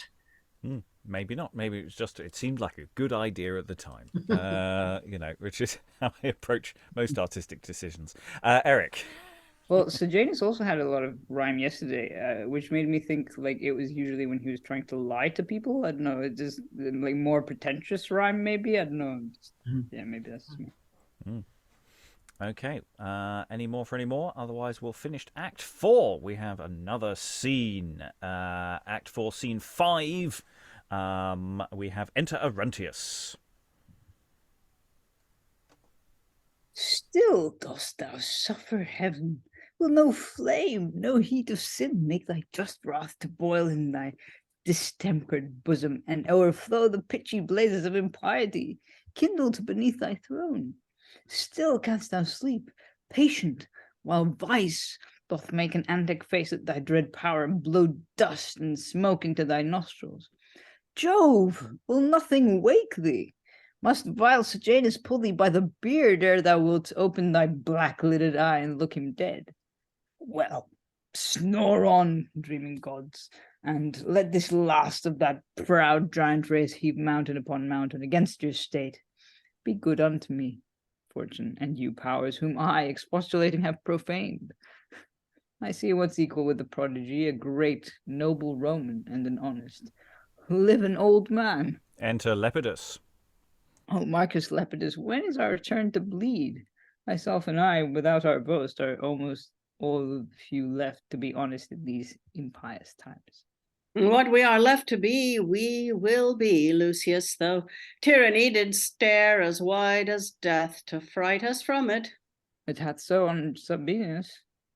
I saw him now drawn from the Gemenes, and what increased the direness of the fact, his faithful dog, upbraiding all us Romans, never forsook the corpse, but seeing it thrown into the stream, leapt in and drowned with it. Oh, act to be envied him of us men. We are the next hook the hook lays on, Marcus. What are thy arts, good patriot? Teach them me that have preserved thy hairs to this white dye, and kept so reverend and so dear a head, safe on his comely shoulders. Arts, Arruntius, none, but the plain and passive fortitude to suffer and be silent. Never stretch these arms against the torrent. Live at home with mine own thoughts and innocence about me, not tempting the wolves' jaws. These are my arts. I would begin to study them if I thought they would secure me. May I pray to Jove in secret and be safe? Aye, or aloud with open wishes, so I do not mention Tiberius or Sejanus? Yes, I must, if I speak out. 'Tis hard that. May I think and not be racked? What danger is it to dream, talk in one's sleep, or cough? Who knows the law? May I shake my head without a comment? Say it rains, or it holds up, and not be thrown upon the Gemenes? These now are things whereon men's fortune, yea, their faith depends. Nothing hath privilege against the violent here. No place, no day, no hour we see is free, nor our religious and most sacred times from some one kind of cruelty. All matter, nay, all occasion pleaseth. Madmen's rage, idleness of drunkards, women's nothing, jesters' simplicity, all is good that can be catched at. Nor is now the event of any person or for any crime to be expected, for 'tis always one, death with some little difference of place or time. And enter Laco and Nero with guards. What's this? Prince Nero, guarded.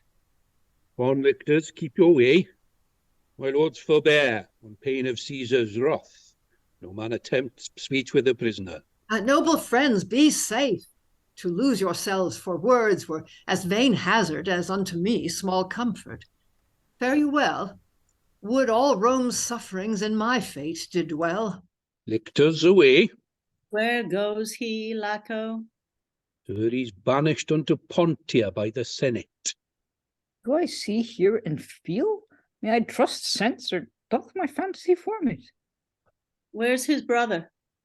Drusus is prisoner in the palace. I smell it now. 'Tis rank. Where is Agrippina? The princess is confined to Pandataria. Bolts, Vulcan, bolts for Jove! Phoebus, thy bow, stern Mars, thy sword, and blue-eyed mate, thy spear, thy club, Alcides. All the armory of heaven is too little. To guard the gods I meant. Fine, rare dispatch I, this same was swiftly born. Confined, imprisoned, banished? Most tripartite. The cause, sir? Treason. Oh, the complement of all accusings that will hit when all else fails. This turn is strange. But yesterday the people would not hear, far less objected, but cried Caesar's letters were false and forged, that all these plots were malice, and that the ruin of the prince's house was practiced against his knowledge.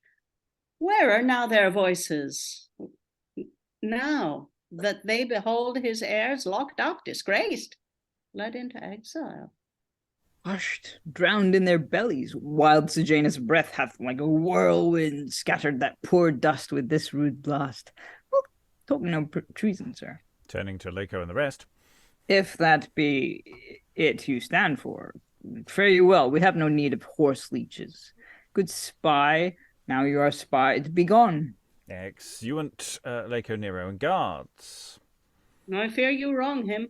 He has the voice to be an honest Roman. And trusted to this office. Lepidus, I'd sooner trust Greek Sinon than a man our state employs. He's gone, and being gone, I dare tell you whom I dare better trust than that our night-eyed Tiberius doth not see his minions' drifts. Or if he do, he's not so arrant subtle as we fools do take him, to breed a mongrel up in his own house with his own blood, and if the good gods please at his own throat, flesh him to take a leap. I do not beg it, heaven.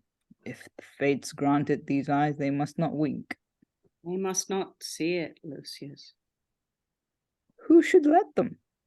Zeal and duty with the thought he is our prince. He is our monster. For forfeited to vice so far as no racked virtue can redeem him. His loathed person fouler than all crimes, an emperor only in his lusts, retired from all regard of his own fame or Rome's into an obscure island where he lives, acting his tragedies with a comic face, amidst his root of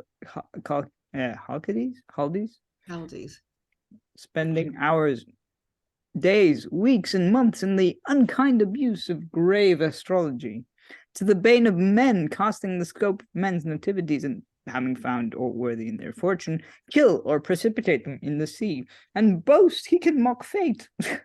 Nay, muse not. These are far from ends of evil, scarce degrees. He hath his slaughterhouse at Capri, where he doth study murder as an art, and they are dearest in his grace that can devise the deepest tortures.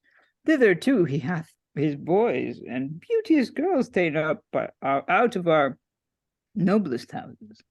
The best formed, best nurtured, and most modest, once their good serves to provoke his bad. Some are allured, some threatened.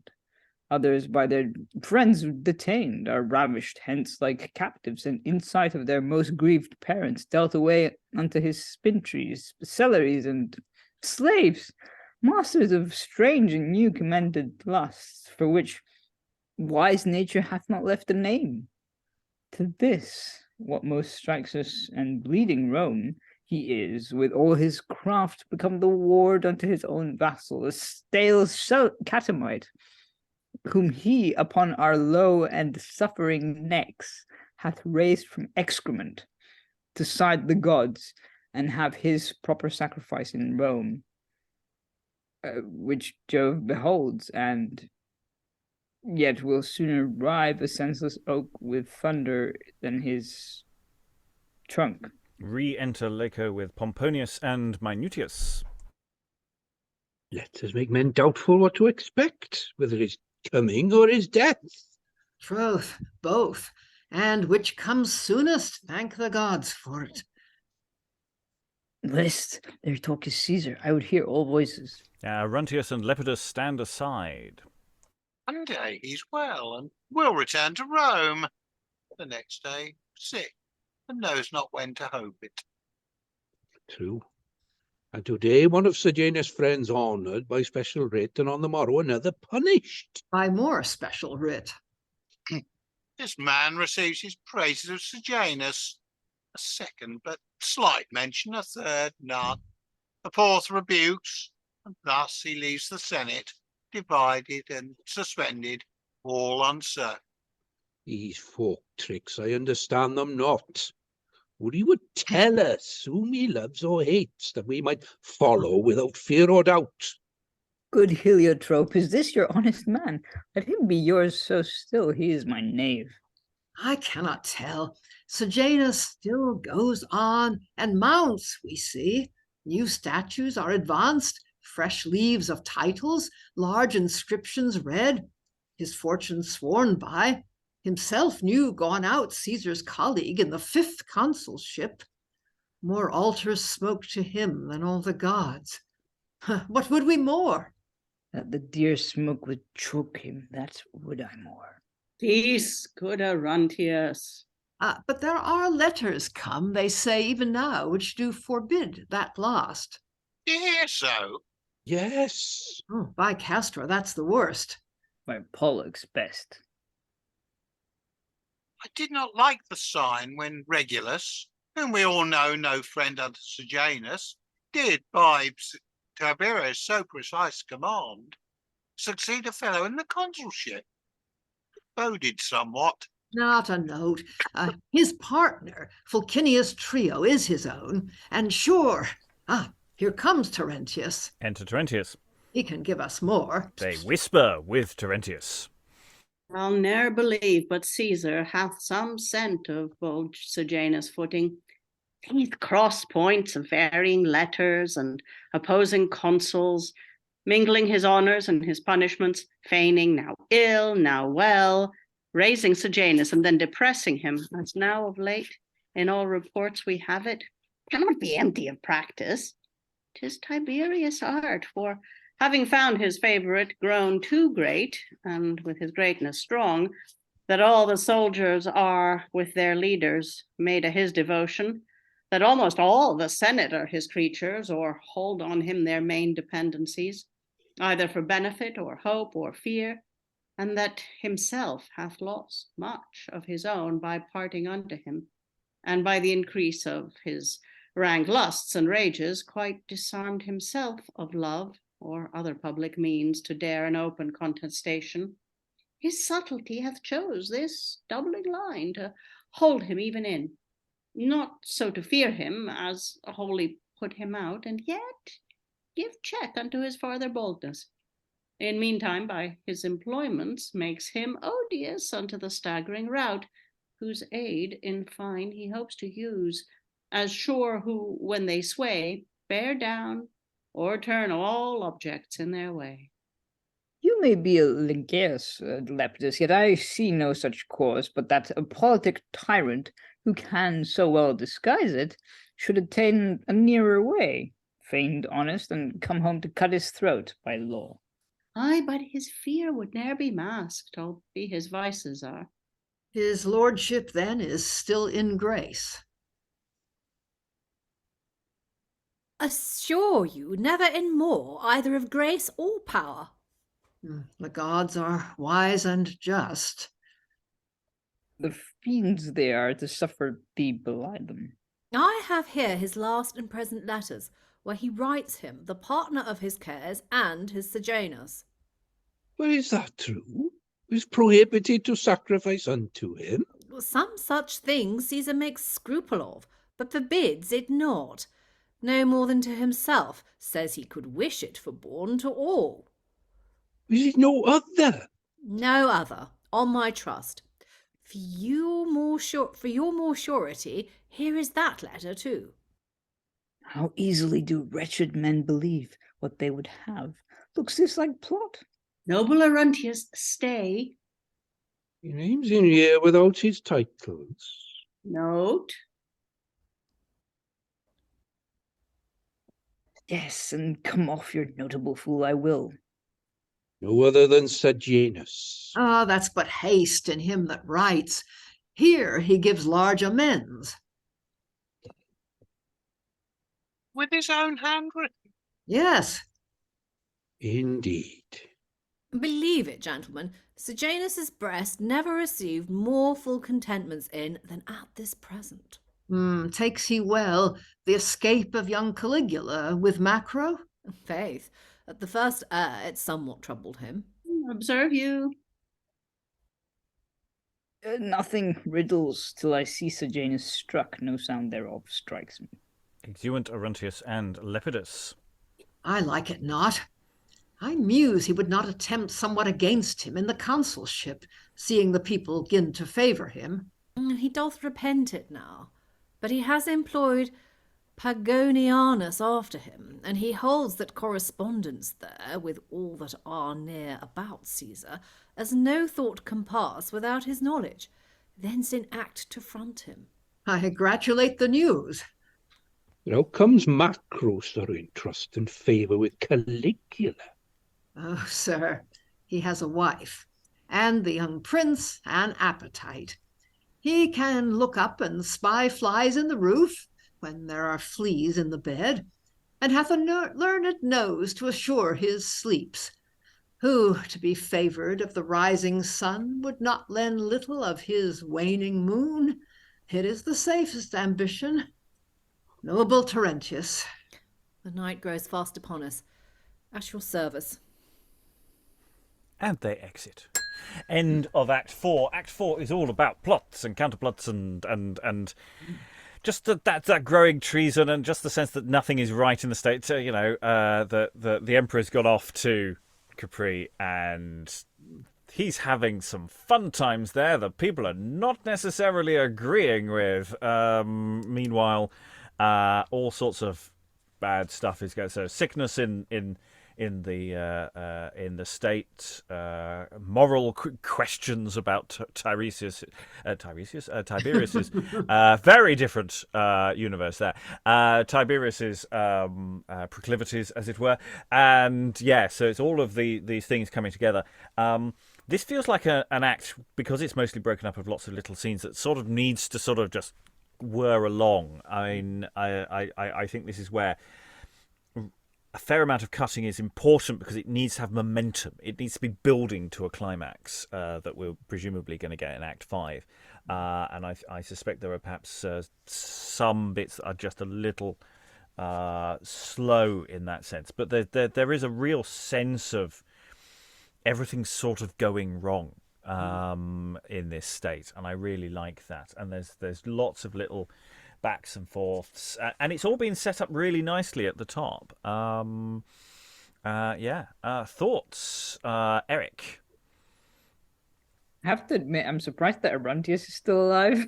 I thought he was going to be the first to go, but then Silius died first, and then Yeah, Arruntius, I think, I don't know. Maybe he'll make it. Maybe he won't. Lois, then, frankly, nobody's going to live a long life under the next emperors or so. Anyway, Lois, then Aliki. Well, Arruntius might, because we've already heard what Sejanus told Tiberius. Don't kill this guy off, because as long as he can keep ranting, it'll kind of be a cover for the way we get rid of everyone else. I mean, they'll think that we're so tolerant because we put up with him, and meanwhile we're bumping off pretty much everybody else in his faction. Yes, a technique and tactic of which modern tyrants do utilise to this day. Aliki. Well, I was going to say much the same. Plus, he also draws other people out to make such statements. Inadvertently, he's not being evil. He's just thoughtless. Are the thoughts, Eric? he did have some good lines like "snore on gods" and all that stuff, which is I really enjoyed speaking that, even though it's like, come on. Yeah, I mean, it's interesting because we're talking about, who are the likable characters? Are there likable characters? Is this a world that is likable? But to be fair to most of these people, they're trying to survive in a universe that is cruel. Many of these people, they're in politics, and politics is increasingly fatal. And it hasn't always been as bad as this, but it is getting noticeably worse. So it's a question of, are people, are they don't, how far do you take nobility? How far do you take your political views, and how long do you survive with them? Lois? Yeah, well, I think that's the point of that little conversation between Arruntius and Lepidus. I mean, Lepidus is an old man, and insofar as there is a kind of chorus in the play, he's probably it, except that he hasn't appeared much. But and when Arruntius says, well, how have you managed to live so long? Lepidus says, basically, I just stay at home and don't talk to people. I mean, I lead a very quiet life. And Arruntius says, I just can't do that. I mean, it's, I can't say anything without blurting out my feelings about Caesar and Sejanus and so on. So, I mean, it's probably a conversation quite a lot of people have had. it's like Arruntius probably has resting treason face, doesn't he? In the Senate, you can tell he doesn't approve. And yes, so we're seeing various important, Nero being taken away with guards. This isn't just some minor annoyance in the Senate. This is going right into the heart of the power structure. And who's safe and who's wielding the knife? Well, it's Macro and it's Sejanus and these upstarts, these people who are not necessarily from that traditional place of power. We have to go over to final thoughts as time is moving on. Stephen, how are we finding the place so far? Any final thoughts? Well, one of the things I really get from reading it and being able to see it on the page is just how wonderfully varied Jonson's verse is. And there were a couple of scenes early on in the reading today which were just miracles of epigrammatic compression. There was so much stuff in there. It was just zinger after zinger. He seemed to be kind of writing to be quoted, as it were, or perhaps Englishing quotations from the Latin. I don't know. So I'm enjoying that very much, and I think that the kind of stateliness isn't the word, but the control of these big speeches. I found my attention kind of going, oh God, here's another big speech, and who's this character again? Oops. But I think there's an interesting tension here between the kind of poise and control of the long speech by definition, and the increasing chaos that you pointed to. It's all very well where you've got center court Tiberius versus Sejanus, and they're just whacking these great sort of 40-liners over the net at each other.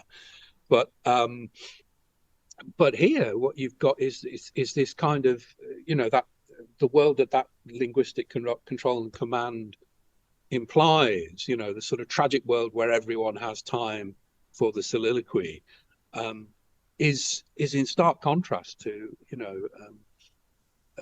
Vesuvius erupting outside, and their speechifying. And I think that I don't know if it's just me, if I've just noticed it, but I think it's an interesting thing that's happening. It's an interesting deviation from the kind of expectations, perhaps, that Jonson had set up in the Acts of Act 3. Yeah, and it is interesting the context of which some of these big speeches are coming in. We get people making quite lengthy speeches in a scene that's all about where the game of the scene is basically make this guy speak treason. So and it's the game of not saying the treason or trying to get the other person to say the treason without saying treason yourself, because you can't trust the informants you've hired, and the various backs and forths there. These are urgent concerns, but you're right. The verse itself may be working against that, and how do we square that balance off in performance? But not just with saying, oh, we'll cut it, which some of it that is part of the solution. But some of that is actually how do you play that? How do you make that dynamic? Eric, I'll go to you for final thoughts, as well as any reaction that you were just about to have. Yeah, no, I was going to say, kind of, you get these very quick ones as well, where you've got, for example, Arruntius and Lepidus standing aside and observing Terentius, Pomponius, and all those guys, where you've got this kind of contrast of, it is faster than tennis, I don't know.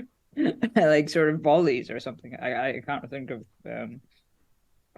it's like switching from a rifle to a machine gun or something, and if you want to go for analogies, and then they kind of have these long speeches to each other as well, so the pace is alternating, I guess. Yeah, I'm enjoying it, given the circumstances and the context of the play. Yeah. Yes, we're enjoying. We are. As we've already established, we're all psychopaths. We enjoy it when people's lives are destroyed. Lois, any final thoughts? Yeah. Well, that was a nice little bit in there, even about Laco. Lepidus thinks that Laco is a decent man. Arruntius, how in that case did he ever get that job? And then a few minutes later, it's obvious that Laco isn't so nice, as Arruntius points out. That's just a terribly minor thing, but it's just part of the whole feeling of this play that you can't trust anybody. Everything is so shaky. I think it's really extremely well written. I mean, there are a lot of really great bits. I mean, the main problem is just that none of the characters, it's not exactly that they're not sympathetic, but they're just not terribly interesting, you know. I mean, you don't really care what happens to them because they're either kind of noble Romans or they're ignoble Romans. I mean, the sliminess of the whole thing is fascinating. And I think, I mean, it probably would go over fairly well in a modern production because there is such interest in criminal types, you know, as you say, the mafia kind of world. The other thing that puzzles me a bit is the rhyme, the bits in rhyme, because they inevitably give the sense of being prepared. I mean, of people coming out with one proverb or aphorism after another. And it kind of clashes with the general feel of the thing, unless you imagine that, you know, everybody is sort of basically coming out with cliches, that they all know what they think about everything, and so they've got plenty of things ready to say about it. Yeah, well, it's interesting coming off the back of, you know, what Jonson was writing a few years earlier, where that satiric vein is in place. That those kinds of characters, but in a historical setting, in a tragic setting, doing similar things, but in a very different way. I'm interested also about how some of these characters land. I mean, I'm actually quite invested, more invested than I expected to be, with the sort of the faction that is under Agrippina or Arruntius and Silius and the various people who've died along the way and today, basically, who, you know, looking at the page, I didn't really take in who any of them are, but I do know who these people are a lot more than I was expecting. That doesn't necessarily mean I'm wholly sympathetic to them, but they do seem to have relatively decent politics. I mean, they're not awful people in the way that, you know, Macro and Sejanus and Tiberius clearly are. Truly terrible people. But in a sense, they talk more to the audience than Arruntius. You know, there's a lot of speechifying to other people, but they're not necessarily taking the audience in. And there's an interesting dynamic there. Anyway, I've got to go to Alan for final thoughts. Yeah, and I think the thing is that we've got a picture of a dysfunctional court structure, but I have a feeling it's probably somewhat over-egged by the time you've gone through 7 disparate groups all muttering about the fact that things are going to hell in a handcart. It's a little over-egging the pudding. But is it? I mean, it's very sequential. I mean, you've got these big trials. We've got the sort of police state coming. I think Act 4, you could call the police state in action, isn't it? Mm-hmm. And I say the people being taken in have all been set up as characters, at least in reasonably well sketched in. Mm-hmm. I don't know if it is over. It's very systematic. And I'm really interested actually about the crossover between history and drama here. Is actually how, you know, this feels very well researched and feels very accurate, at least to the sources he was using. And then how much has he actually inferred and taken further? And that's a really interesting question, because, you know, people like history, and there will be members of the audience who will know what actually happened, or at least a reasonable simulacrum of that. Hold your thoughts, Lois. I will come back to you. Aliki, any final thoughts? Yeah, I mean, I did to a certain extent start to lose the details of who was who and up to what. But I'm still very engaged with this, and there's still some really quite marvelous stuff. I will also say that I don't think that it's... okay. I'm a lot less interested in the mafia categorization than I am in the tyrannical state description of it. Maybe because there's a power imbalance here that's much more formal, and there's a set of rules that are being manipulated or ignored or enforced at the will of those in power within the state, which isn't quite, I think, the way a family gangster structure works. I'm waffling at this point. I'm looking forward to Sejanus's fall. Yes, no spoilers there. It's one of the titles available. So Sarah, any final thoughts? I agree with Aliki. I think to turn this into like a bit of a mafia family story is to do a disservice to the writing, actually, because it's politics, and it's state politics, and you know, the mafia analogy is perhaps relevant because there's a lot of overlap between the way politicians behave in their factions and the way mafia families work. I couldn't possibly comment on that, but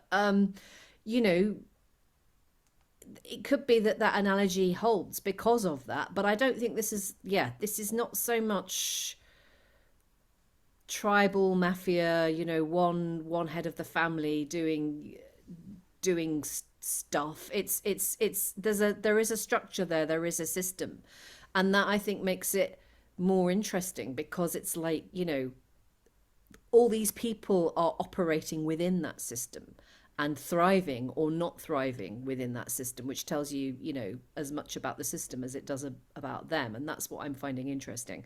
I am, however, I struggled today with the normally I love plotting, I love plots, I love shenanigans, I love scheming, but I just didn't care. I think it was Lois said earlier she didn't care enough about the characters. I care about some of them. I loved Macro. I was playing him, obviously, so I'm biased, but I love all the continuing shenanigans between Tiberius and Sejanus, and then bringing in Macro. I thought that was great. I'm interested in Arruntius. There are like maybe 2 or 3 of then the sort of the next tier down that I'm interested in the factions that they represent. But for me, there's just been too many of them today. For me to really care about all these different factions and schemes, and it's the plotting is so clever. Who's going to say the treasonous thing? Who's going to get caught out?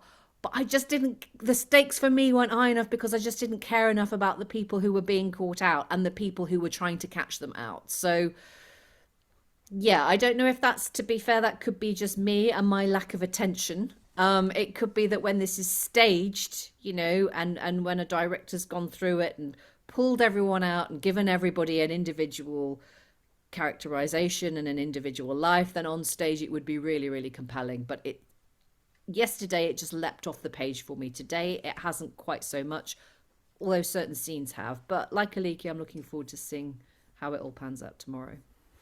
It's interesting because the people who've been taken out, we've only had about 5 major characters be sort of taken out today, something like that, and they're all the same faction. But in a sense, I think there's an element you don't need to. It's not about them. I think it's about their downfall is part of somebody else's rise, and whether that connection is quite coming across. So, in the sense, they are just pawns for Sejanus to try and move up, and for Macro to try and move up, and that sort of connection. And just on the mafia thing, because I leapt on it on the I Claudius thing, just because it's the kind of thing you can tell actors to do. It gives basically that cast found that as something to do. If you want a sort of modern crossover between power politics and mafia state, you just have to go to Russia, which is explicitly that crossover between the two, where corruption, and which is a very Roman kind of corruption as well, because of the way the Roman state functioned. So yeah, I think that there's a whole series of avenues there that are not spin. They're not directors adding something onto a text. These are just modern parallels with what this text is doing, and I think that there are lots of options there that a production can lean into. And I think you're right. There is something of an absence here. With it's all so well put together, but it's not quite. And that's something that the production has to do, I think, to make fly. I'll go back to Lois, who waved many times ago and probably has forgotten what you were going to say. Well, one thing, I mean, the reason it's not at all like the mafia is, in fact, that nobody's loyal to anybody else. I mean, it's not at all a case of even members of the same family being loyal to each other. Everybody's out for himself. And I think himself, herself, no, well, Livia might be out for herself, but she seems to have disappeared anyway. Yeah, I think if one were putting it on, the one way to make it work better might be to try to make the good characters if as sympathetic, as interesting as possible. I think that's part of the trouble, that and give them as much humor as possible, which is really difficult. I mean, Arruntius is the only one that sometimes comes out with something a bit like a joke.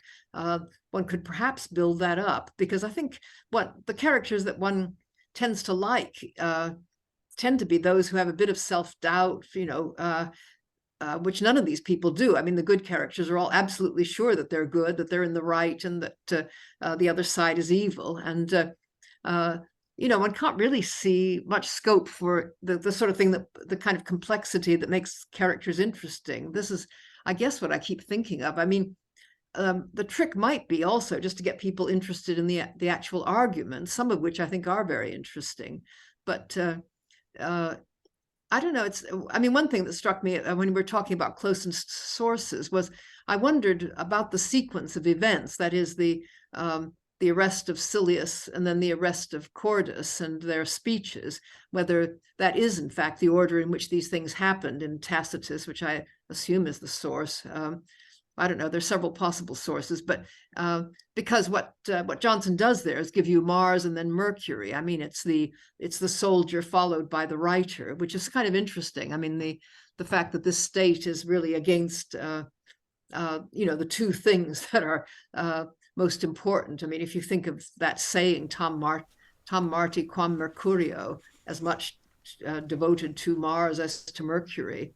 And the fact that was applied, for example, to Philip Sidney, who's always the great example of past heroism. There might be something like that in here, the state destroying itself by just trying to destroy both the heroism of the soldier and the skill of the writer. Also, I think possibly Cordus is the character I'm most sympathetic with, because he does give a very eloquent speech there in behalf of, well, something like freedom of expression. Yes, I mean we in the sense maybe that's the problem. We do have nice characters. They're just not they're just not flawed enough. Yes, in terms of sources, Tacitus and everybody else, the amount of research potential on this was quite high. He was very thorough, and there has been a reasonable gap since he last wrote at least surviving plays. So there does seem to be he's put a lot of work into this, and there's more on that to be said next time, but sadly we have run out of time this time, so all that remains to thank all the wonderful readers for all their wonderful reading. Thank you very much, everyone, and goodbye. Bogged in his filthy lusts.